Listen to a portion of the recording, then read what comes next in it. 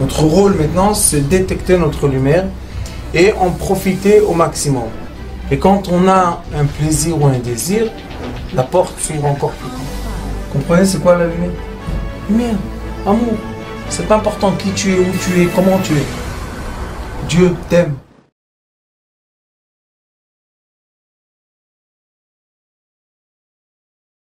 Je suis très heureux d'être là avec vous, partager ce moment qui va prendre le temps qu'il va prendre pour vous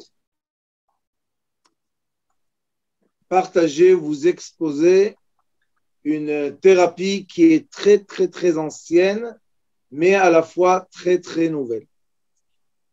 En effet, la structure et la connexion de l'être humain au divin, c'est un long prolongement. Il y a un prolongement. On va parler du début, et puis tout doucement, on va descendre dans la matière et on va comprendre pourquoi ce qu'on appelle la thérapie lumière est important. Première chose, il faut savoir que l'être humain naît, la naissance d'un être humain commence bien, bien avant les 9 mois qu'il est chez sa maman dans son ventre. Il est écrit que 40 jours avant la conception, le nouveau-né ou la nouveau-née demandent de descendre dans ce monde. Une des erreurs, malheureusement, du monde mécanique moderne est qu'on est venu ici ou par hasard ou par force. C'est une grande erreur. On est venu ici par notre propre volonté. Chacun de nous, avant d'être venu, on lui a montré tout ce qu'il allait vivre dans sa vie, tous les problèmes qu'il allait avoir, toutes les solutions qui sont vraiment à côté de lui, tous les outils qu'il peut utiliser pour passer ses problèmes, ou bien ses missionnantes, on dit, ses épreuves, c'est mieux de dire épreuves que de problèmes, et la personne a vu toute sa vie se dérouler en face de ses yeux, elle a dit oui, et il y a eu un commencement de processus. Quel est le processus? La lumière très grande de notre âme, qui est quelque chose de très, très, très, très grand et très, très puissant et très fort et très pur et très lumineux, commence à se contracter et se rapetissir, et cette lumière magnifique passe à travers énormément de couches qui se matérialisent tout doucement. Il y a un processus entier qui se matérialise dans la classe des masters. Maintenant, on a cette semaine commencé l'étude d'après le Sefer Yetzira, qui est un livre très très ancien de Kabbalah qui date de Avram, et il y en a qui disent que c'est le livre du premier homme. Et dans ce livre-là, on a l'enseignement très juste de comment la lumière de l'âme se rapetissit, se condense, et à la fin, nous avons un commencement de battement de deux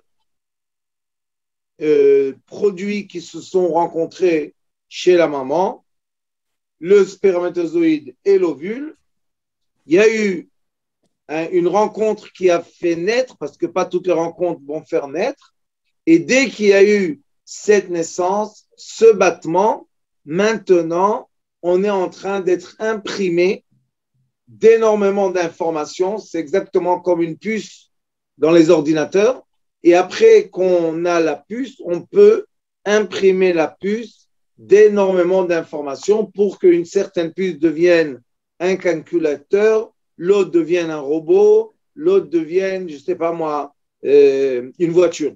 Chaque puce est juste une matière qui contient un programme informatique, et la machine dans laquelle on a introduit la puce va se comporter d'après le programme que la puce a intégré. L'être humain, comme vous pouvez constater autour de vous, est, je peux dire d'une certaine façon, une certaine machine qui se ressemble.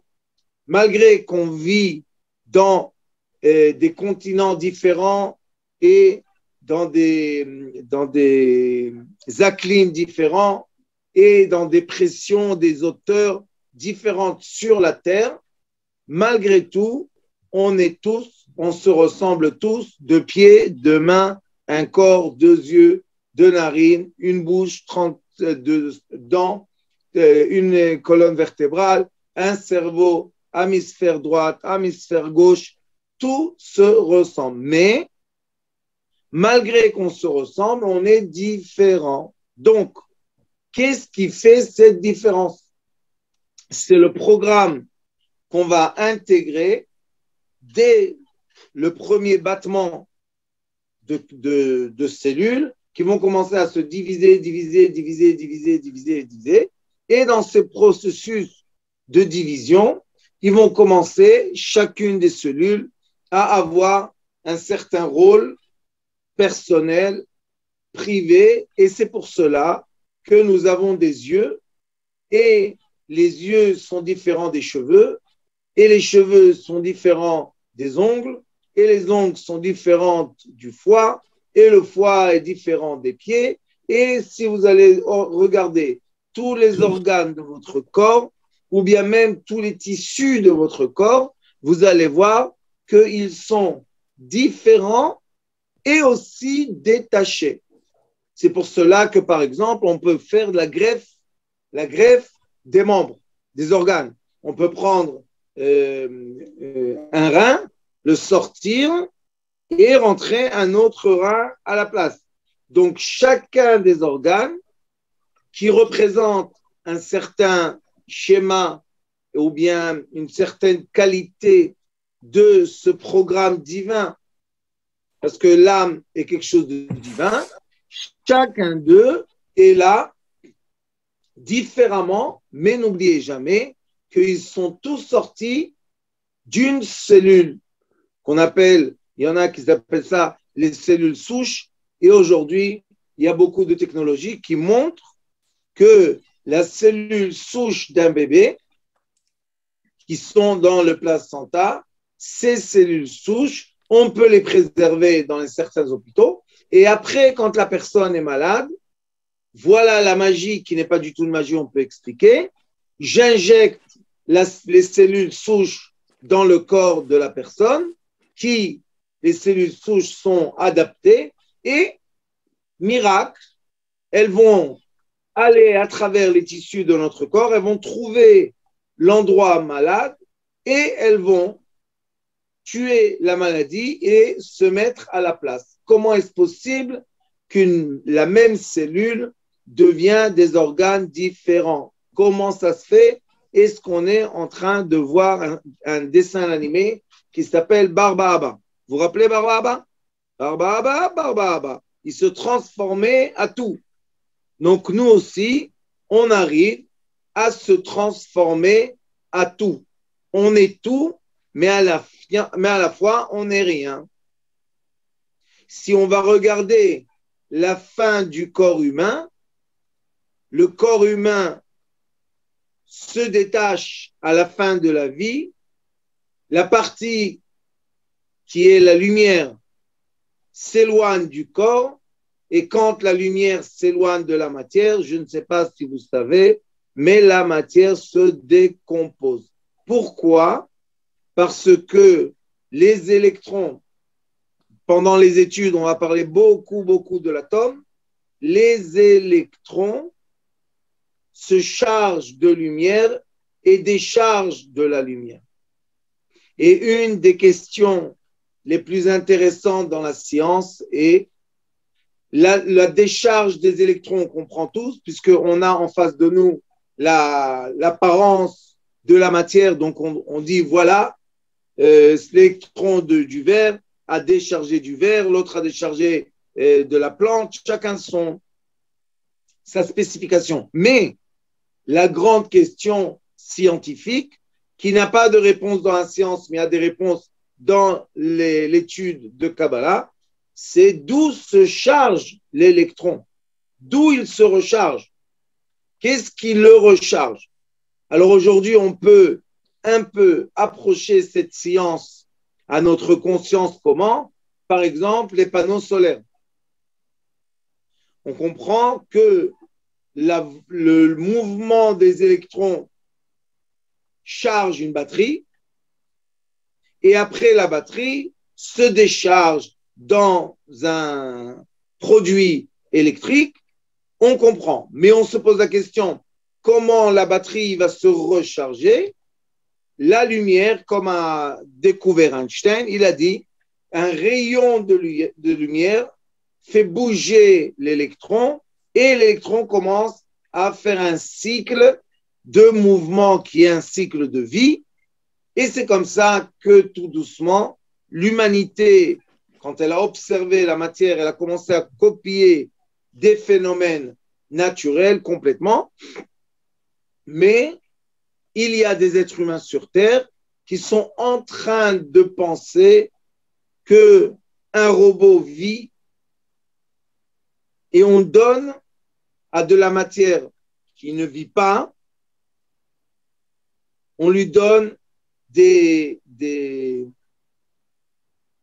on lui donne des éléments, on lui parle comme si qu'elle vit. Exemple, on utilise tous le téléphone, voilà, on est en face du téléphone, et il y a des applications que vous parlez avec le téléphone.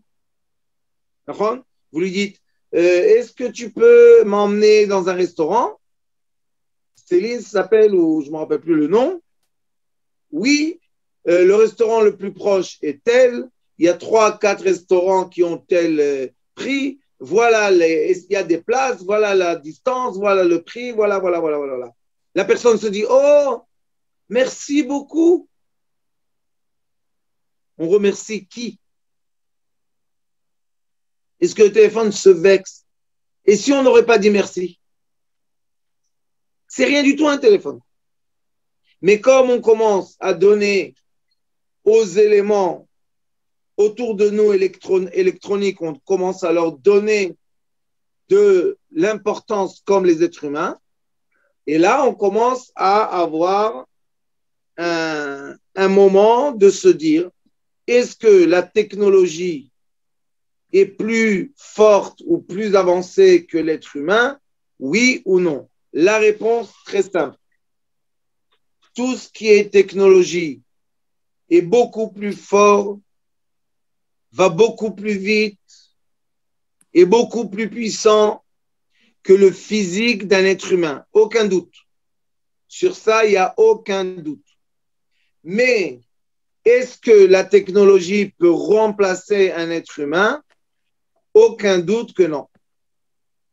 Pourquoi la technologie ne pourra jamais remplacer un être humain?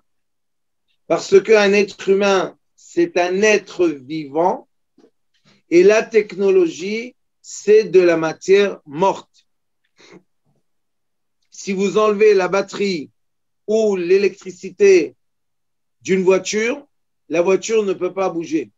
Mais, écoutez bien, si une personne est tellement malade ou bien une personne est blessée dans un champ de bataille et on pense que cette personne est morte. On pense que la personne est morte, vraiment morte. Cliniquement parlant, il n'y a pas de battement de cœur, donc pour nous, la personne est morte. Est-ce que cette personne, out of the blue, tout d'un coup, peut revivre? Énormément de gens, ça fait déjà 40 ans, qui sont filmés, on les appelle les morts cliniques.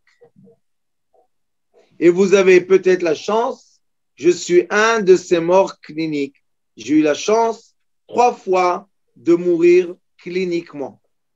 Ça veut dire quoi mourir cliniquement? Ça veut dire que pour les docteurs, j'étais mort. Comment je suis revenu en vie? Qu'est-ce que j'ai fait de spécial? D'où est revenue cette vitalité à mon corps et tout d'un coup, le cœur bat, et nous voilà présents. Heureusement que je n'ai pas eu de grands dégâts parce qu'il y a des gens qui reviennent de la mort clinique avec des dégâts physiques. Moi, mon seul dégât, c'est que mon cœur, le pauvre, ne marche pas tellement. Mais à part ça, tout va bien. Donc, la mort clinique, c'est la preuve que l'être humain, c'est une preuve scientifique, que l'être humain reçoit son énergie de vie de quelque chose, d'une source qui est beaucoup plus élevée que toutes les sources qu'on peut connaître sur Terre. Et comme on est mort clinique, on fait un certain trajet.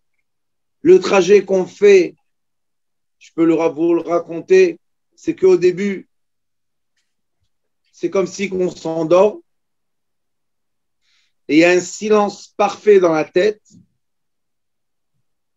et on arrête de vouloir. On passe de dimension. On n'a plus besoin de matière. On passe de dimension d'existence et de compréhension. Et après, on rentre dans un tribunal. Dans les tribunaux, ceux qui sont intelligents disent qu'ils ne veulent que personne soit jugé à leur cause. Et après qu'on finit le tribunal, on monte, il y a une porte qui s'ouvre et là, il commence un trajet dans un monde de lumière. Et oui, je témoigne, il y a une très grande lumière, très très belle lumière blanche qui vous donne tellement d'amour, tellement d'amour, sans rien vouloir en échange. Rien. Juste de l'amour sans condition. Un des plus grands cadeaux qu'une personne peut avoir, c'est de vraiment, je ne vous propose pas ça parce qu'on ne sait pas comment on revient, mais vraiment, si on aurait pu, une fois dans la vie, faire ce trajet et revenir, croyez-moi que l'humanité aurait changé complètement son comportement. Mais comme nous avons un équilibre de l'humanité, une partie des gens font cette sortie qu'on appelle une sortie astrale. Et sachez que dans les peuples qui n'ont pas renoncé à leur richesse culturelle pour devenir des robots, ces peuples-là connaissent très très bien les sorties astrales. Ça existe dans le monde entier. Moi, j'ai étudié la sortie astrale quand j'étais jeune par un japonais, un maître d'arts martiaux. J'étais master en arts martiaux quand j'étais jeune. Donc, ça existe. Ce n'est pas quelque chose de nouveau, sauf que la sortie astrale peut être ou horizontale ou verticale. La sortie astrale horizontale vous laisse dans ce monde, mais un peu ou bien à l'extérieur du corps. Et la sortie verticale vous éloigne du corps et vous approche complètement vers la lumière, Baruch Hashem, de l'amour infini de Hashem, Dieu, l'Éternel. Chacun l'appelle comme il veut. Mais tous les êtres humains sur Terre, partout sur Terre, quand ils parlent de l'Éternel, ils lèvent la tête en haut. Tous. Pourquoi? Tout le monde s'adresse vers quelque chose qui est au-delà. Pourquoi on doit dire ça? Au-delà. Pourquoi au? Dis bas de là. Dis à gauche, dis à droite. Parce que c'est une dimension d'énergie qui enveloppe la Terre avec beaucoup de couches de lumière et on est en effet comme la Terre est comme un embryon dans le ventre, dans la matrice qui s'appelle l'univers. Donc, quand on comprend qu'en effet, la personne qui est en face de nous, ou bien même nous-mêmes, quand on se voit, on comprend on représente un prolongement d'un côté d'une lumière magnifique, éternelle, et d'un autre côté, nous sommes de la cendre. Vous savez qu'après qu'une personne se décompose dans sa tombe, et même si elle s'est décomposée, même les os des fois se décomposent, on ne trouve plus rien du tout, sauf un petit os qui s'appelle l'use, le petit os, l'use. Mais à part ça, on ne retrouve rien du tout. Est-ce que la personne a disparu? Non. Le véhicule qui transporte la personne, l'identité de la personne, lui, il s'en va, il va se décomposer. Mais la personne même se décomposera jamais. Une personne, c'est quelque chose d'éternel. Et maintenant, quelle est la raison de la maladie? C'est parce qu'on se détache d'énormément de racines, de lumière qui font faire vivre notre corps physique. Et je peux même vous dire que chaque atome dans ce monde a une racine de lumière et que chaque photon qui va charger chaque électron, tout est fait de façon exacte. Rien n'est un hasard et rien est Saint-Lazare. Tout est exact. Chaque photon va à sa destination et chaque photon va faire vivre un certain électron. Il va le charger pour que l'électron fasse son rôle dans la matière, se décharge. C'est un émetteur de lumière, un électron. Et l'atome aussi, il se décharge. Nous, on profite de cette lumière magnifique qui est devenue de la matière pour qu'on profite de cette matière, et ainsi de suite, à l'infini des fois. À l'infini, c'est un système de vie infini. Donc, si je comprends que l'être humain représente d'un côté des tuyaux de lumière et de vie, et d'un autre côté, l'être humain se décharge dans la matière, maintenant, j'ai une autre approche complètement de l'être humain. J'ai une approche différente et je parle de guérison de l'être humain, et aussi nous avons une formation qui s'appelle les enfants indigos. C'est une formation qui nous permet d'étudier la racine, la source de lumière de notre âme particulière à chacun de nous. Et quand on commence, à mon avis, on devrait étudier ça dans l'éducation nationale dès l'âge de 12 ans, 13 ans, parce que là, l'être humain aurait grandi dans sa vérité. Il n'aurait pas grandi malheureusement dans une échelle d'examen. On a oublié que l'école doit éduquer et l'école n'est pas une machine pour créer des notes d'examen. On a tout oublié. Mais quand on a des notes des examens, c'est beaucoup plus facile de dire j'ai réussi l'éducation, j'ai pas réussi l'éducation. Mais on sait très très bien qu'il y a des génies, qu'ils sont des gens très cruels. Et avec leur génie, c'est des vrais voyous, des vrais méchants. Et il y a des gens que peut-être ne sont pas des génies en informatique et en mathématiques, mais ce sont des gens très gentils.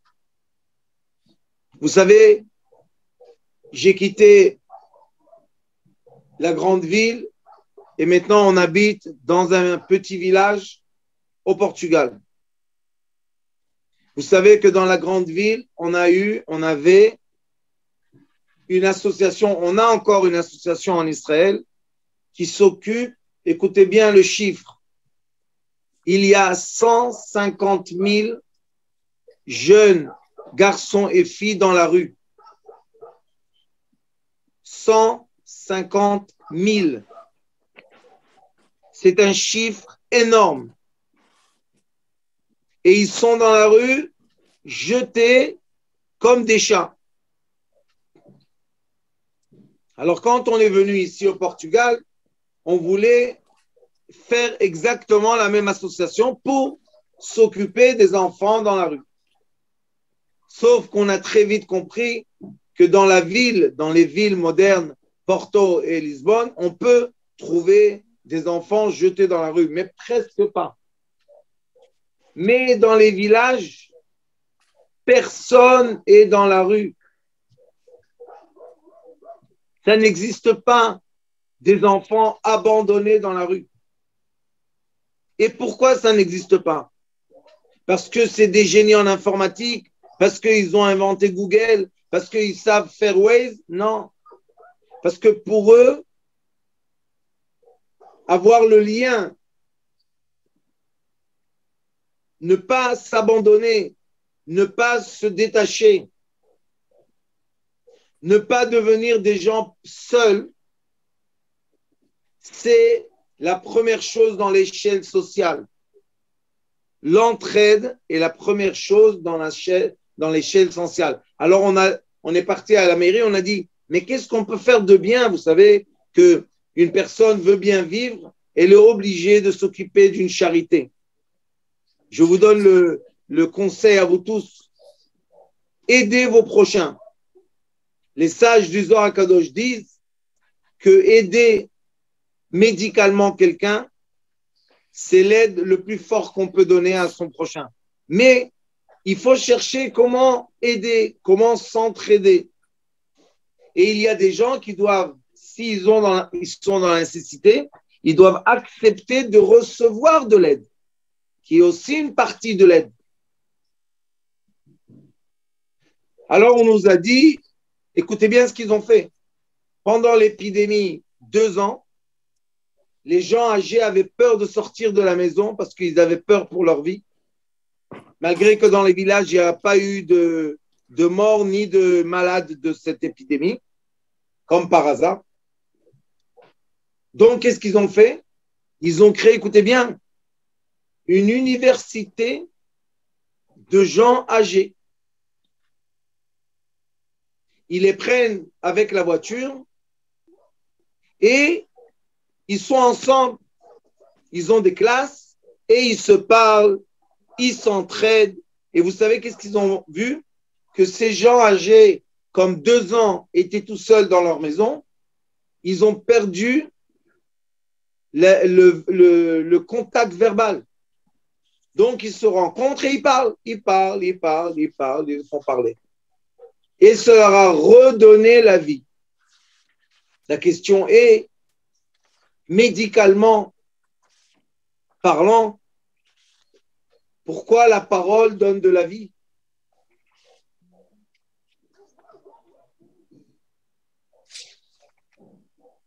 La réponse est, la parole est de la lumière.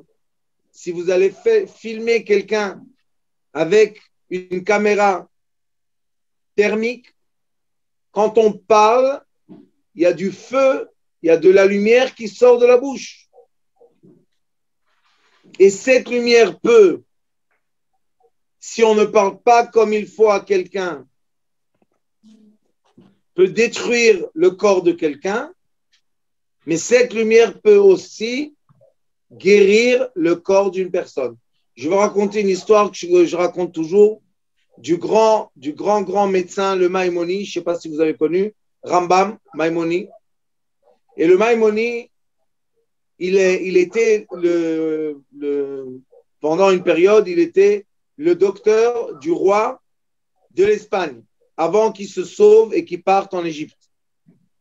Et le roi de l'Espagne avait là-bas un de ses conseillers qui était jaloux du Maïmonide. Il était tellement jaloux qu'il est arrivé à un stade qu'il voulait tuer le Maïmonide. Mais s'il allait le tuer comme ça avec une épée, ça ne se fait pas comme ça chez les rois. Alors un jour, il a dit au roi, tu sais, comme moi, je suis ton conseiller médical et lui est ton conseiller médical, tu dois choisir qui est le plus fort des deux. Alors il a dit, comment je vais choisir? Il lui a dit, on va faire un concours. Chacun de nous va créer un liquide et dans ce liquide, il y a un poison mortel. Et on va voir qui est capable de créer le poison le plus mortel qu'il y a. Bon, le roi, il ne pouvait pas renoncer. Il a appelé le Maïmonide, il lui a dit, écoute, je n'ai pas le choix. Tu dois, dans un mois ou 3 mois, je ne me rappelle plus, on va faire un concours devant tout le monde. Lui, il va préparer un liquide mortel et toi, tu vas préparer un liquide mortel.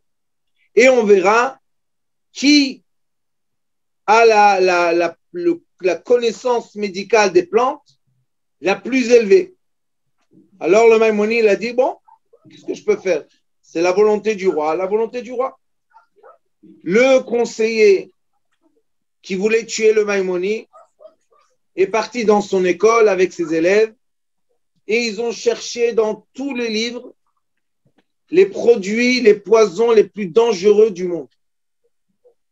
Et à la fin, ils ont créé une combinaison de produits mortels. Après cela, le Maïmonide, il est parti aussi pendant ce temps dans l'école de ses élèves. Il leur a dit comme ça, dites-moi, qu'est-ce que fait maintenant mon ennemi?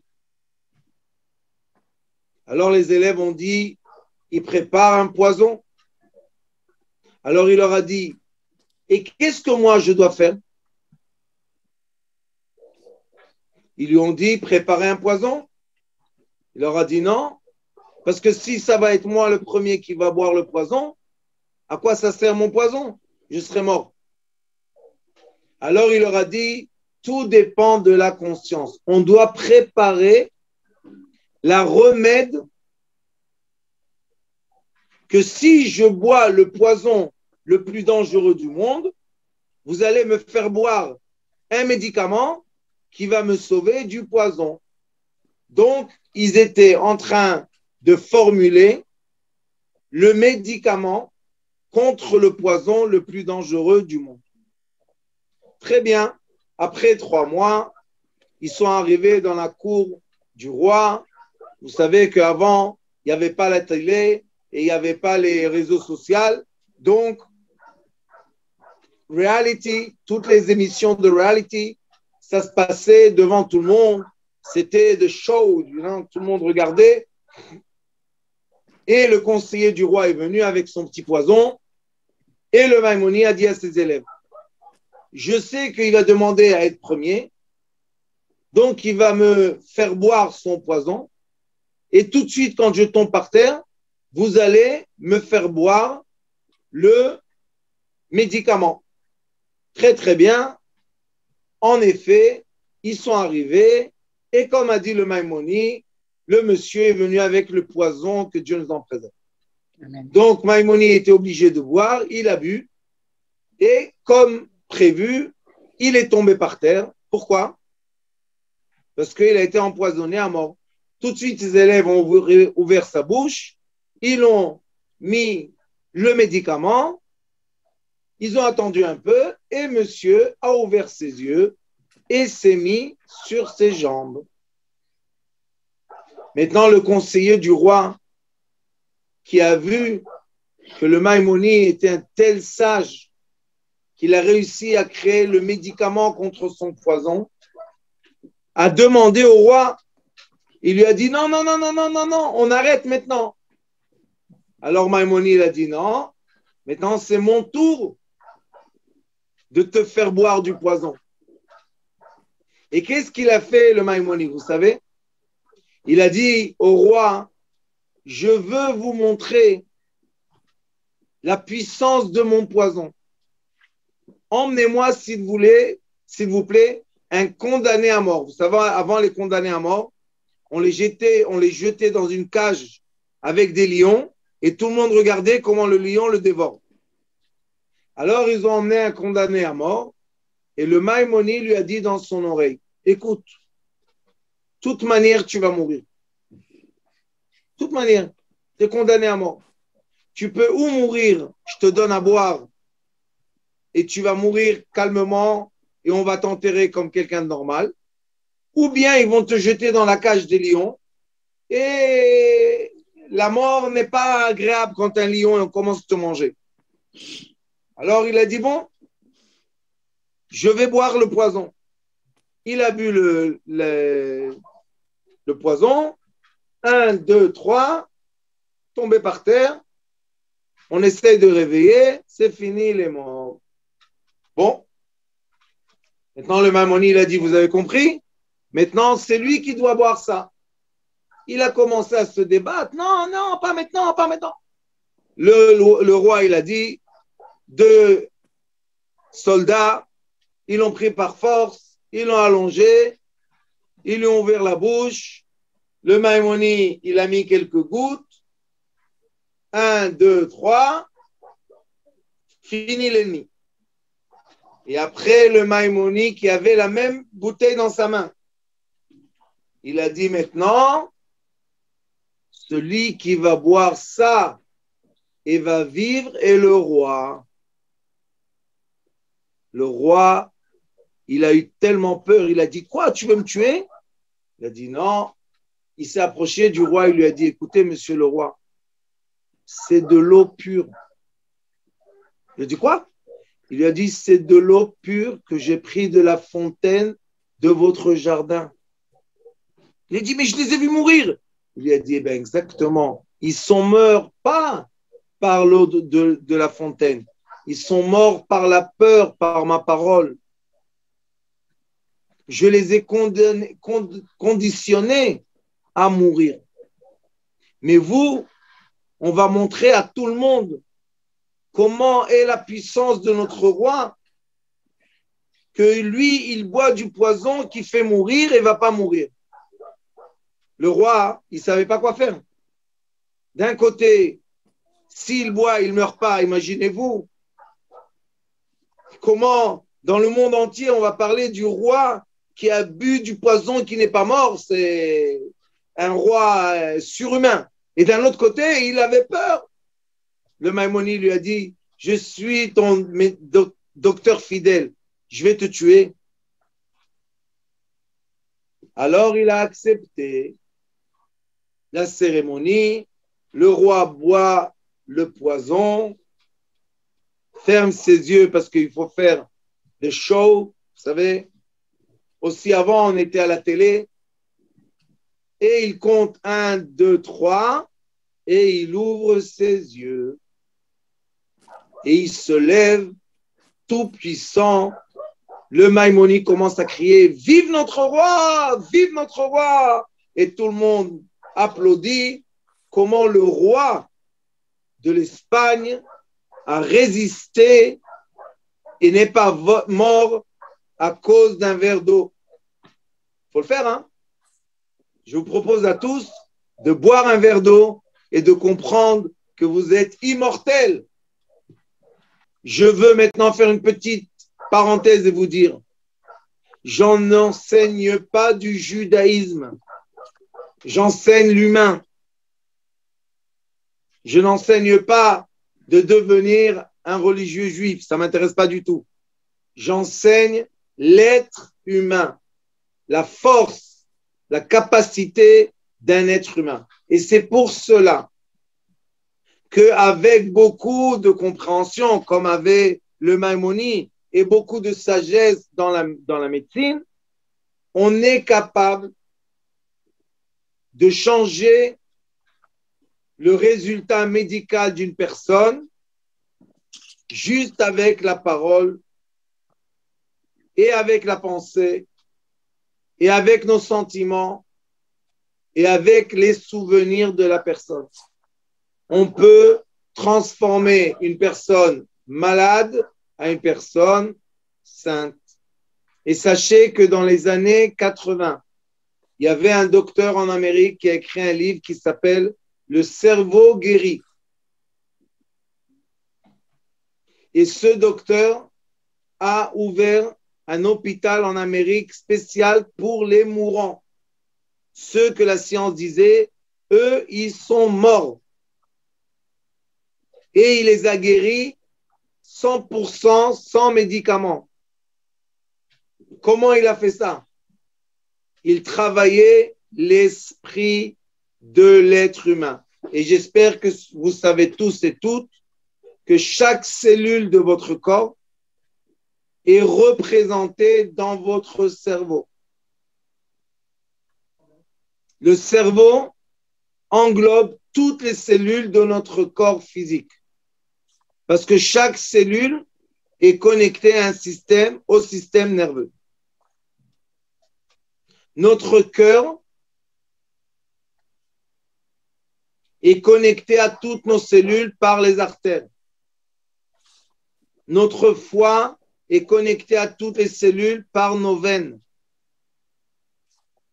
Donc, on est complètement connecté de tous les côtés. Et notre cerveau est un émetteur de lumière, parce que si vous regardez aujourd'hui avec la technologie très avancée, malgré que c'est écrit déjà dans les livres anciens, le cerveau fait véhiculer de la lumière, neurones, de la lumière. Avant qu'ils aient la technologie pour comprendre le fonctionnement du cerveau, l'ignorance disait, dans une partie du cerveau, il y a de la mémoire, dans l'autre partie du cerveau, il y a des images, dans l'autre partie, il n'y a rien du tout dans le cerveau. 2,5 kg de graisse. Alors, qu'est-ce qui fait ce cerveau magnifique que tout le monde sait que quand on détache, on déconnecte le cerveau de l'homme, c'est impossible de le faire revivre. Tous les autres, oui, mais le cerveau détaché de la colonne vertébrale, impossible de reconnecter. Alors vous dites, c'est quoi la mort clinique?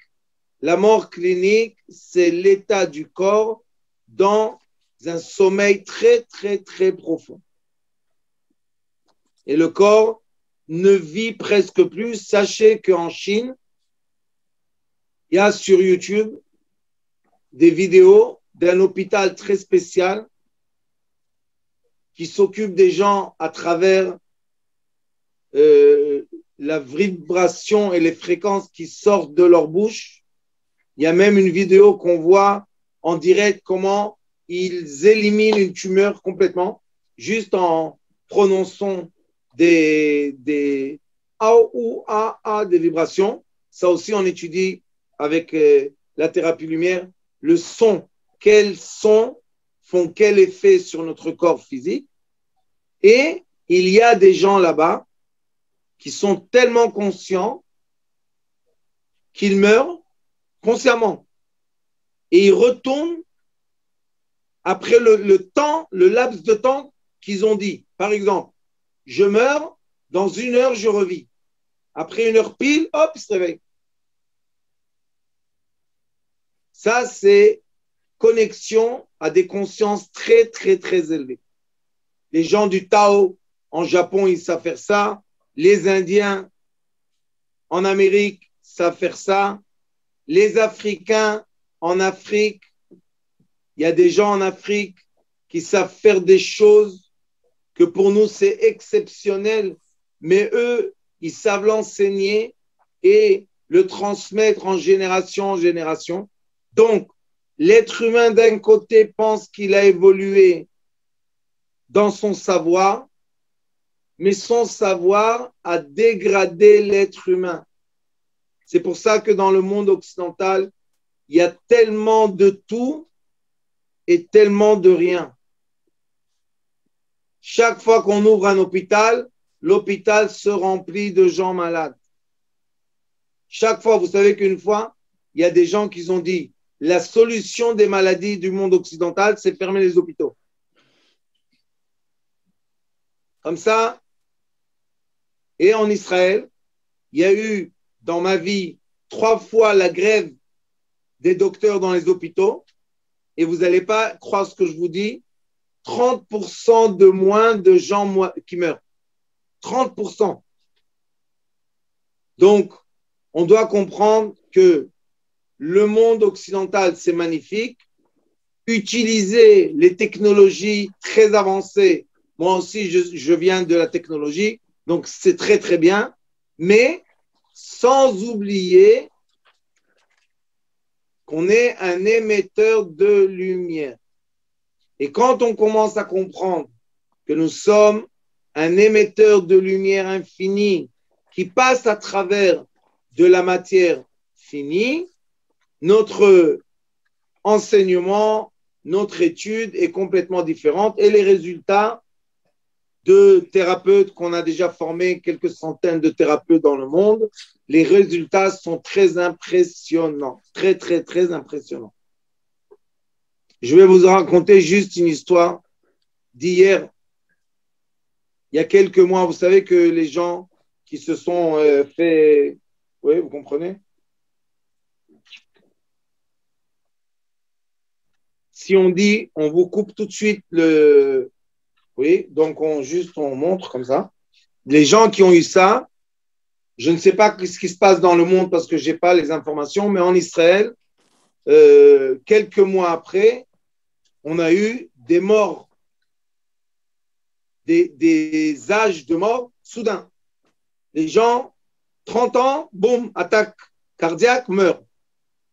Et j'ai quelqu'un que je connaissais qui a eu une attaque cardiaque comme ça. Les pompiers sont arrivés, ils l'ont réanimé avec l'électricité, les chocs électriques, et on a commencé à se battre pour lui, pour la vie. Quelqu'un de 30 ans, sa femme a accouché pendant qu'il était à l'hôpital, inconscient. Elle a accouché un bébé très, très difficile. Mais il y avait toujours le débat entre ce que moi je dis et fais et ce que les docteurs disent et font. Et c'était tellement, qu'est-ce que je vais vous dire, inhumain. C'est vraiment un débat de, on dit il va continuer à vivre, eux ils disent oui mais ça coûte trop cher. N'importe quoi. Le réanimer dans les urgences, ça y est, ça fait trop de temps. Ça veut dire quoi trop de temps? Il est vivant. Oui mais ça nous coûte trop cher. Bon. Et malheureusement, écoutez bien, il a attrapé un microbe parce qu'il était entubé. Il a attrapé un microbe. Ils l'ont envoyé à l'hôpital en urgence. Vous comprenez qu'il était déjà dans un état physique très bas. En urgence à l'hôpital. À l'hôpital, ils ont fait les examens. Ils ont dit « Ah, il a un microbe. On ne peut rien faire contre le microbe. » Depuis quand on ne peut rien faire contre le microbe? Et en un laps de 24 heures,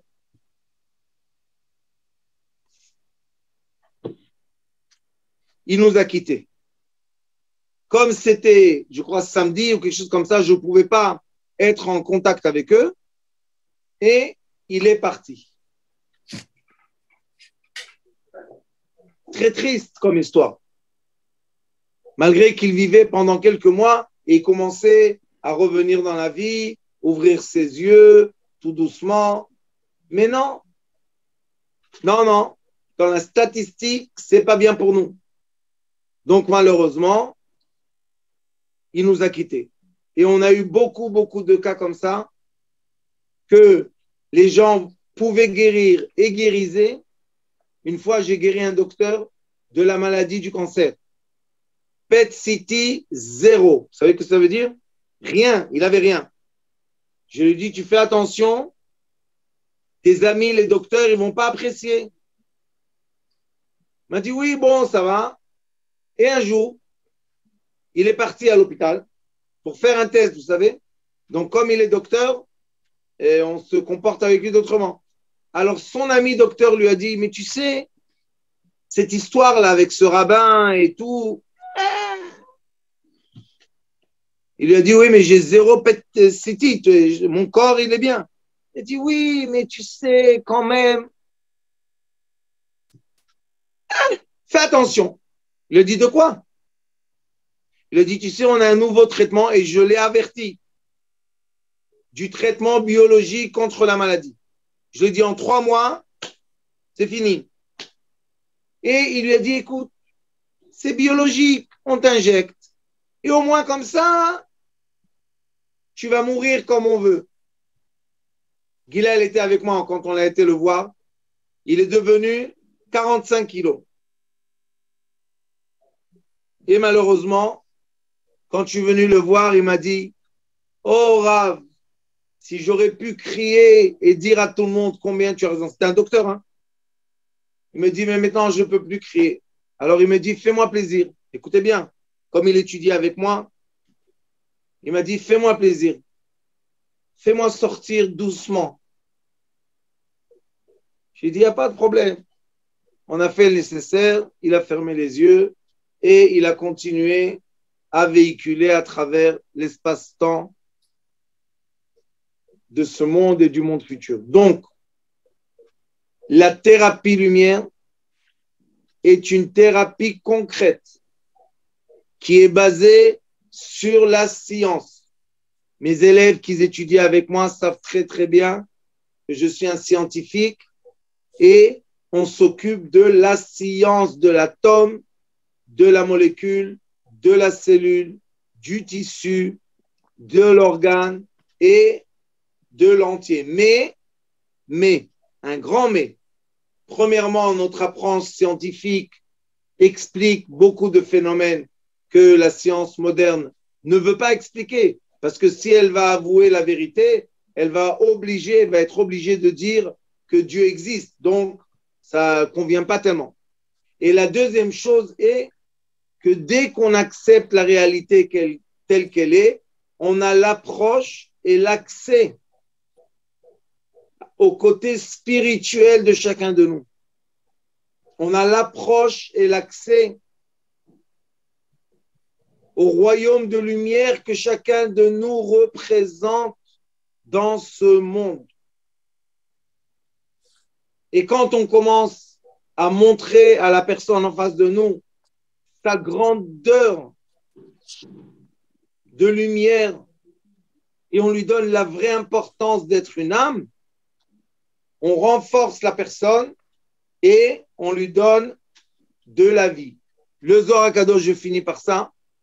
Le Zohar HaKadosh, avant qu'on passe aux questions-réponses, le Zohar HaKadosh dit que l'être humain le plus élevé sur terre est le docteur qui va connecter l'âme et le corps. Ça, c'est l'être humain le plus élevé sur terre.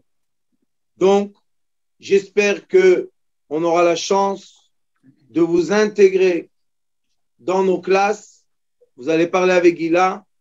Il y a 4-5 formations en parallèle tout le temps. Et chaque formation a une spécification qui peut être adaptée au niveau et à la conscience des étudiants.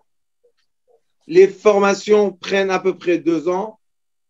Et à la fin de 2 ans, nous sommes comme une école normale. Il y a des examens ou des travaux à donner. La directrice de l'école est Gila Benguigui. Elle enseigne avec moi. Et maintenant, on a aussi intégré des élèves qui étudient avec nous, ça fait 8 ans, des masters. Et chacun donne aussi des cours, pas beaucoup de cours, mais donner des cours. Et ça enrichit beaucoup l'école. Et j'espère que certains de vous deviendront dans quelques années des grands masters et guérir les gens et enseigner cette thérapie magnifique. Nous avons écrit quelques livres en français. Il y a des livres en hébreu, ça vous intéresse moins, mais il y a des livres qui ont été écrits. Ceux qui sont intéressés, ils vont s'adresser à la directrice, la rabbinite Gila.